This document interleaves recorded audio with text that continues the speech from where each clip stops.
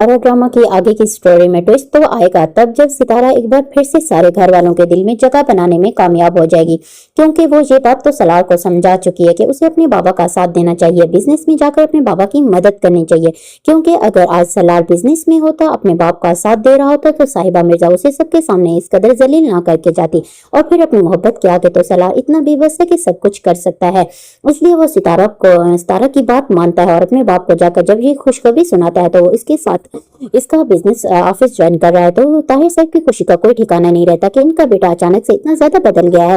वो ये बात भी अच्छी तरह से जानते हैं कि एक नामुमकिन काम को मुमकिन कर दिखाया है सितारा ने, इसलिए वो बहुत ज्यादा खुश हो जाते हैं। और जुनैद से कहते हैं कि आज मुझे लग रहा है कि मुझे पूरे शहर में मिठाई बांटनी चाहिए, मेरे बेटे ने मेरी जिंदगी की सबसे बड़ी ख्वाहिश मुझे दे दी है।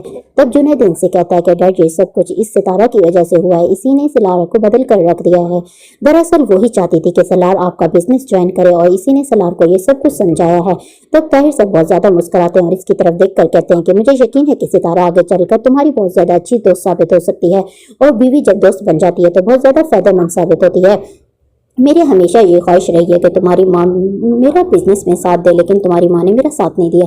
जबकि आज सितारा को तुम्हारे साथ देखकर मुझे ऐसा लग रहा है कि जैसे मेरी वो ख्वाहिश पूरी हो गई हो। यही बात जाकर जुनैद बताता है सबा को कि जिस लड़की से तुम्हें इस कदर नफरत थी ना, जिस लड़की को तुम्हारे घर वाले घर से निकालना चाहते थे ना, आज इस लड़की की वजह से तुम्हारे डैड बहुत ज्यादा खुश हैं, क्योंकि सलार ने इस लड़के के कहने पर तुम्हारे पापा का बिजनेस ज्वाइन कर लिया। सबा को तो यकीन ही नहीं आता कि वो लड़की इसके भाई सलार की जिंदगी में इतनी बड़ी बड़ी तब्दीलियां ला रही है।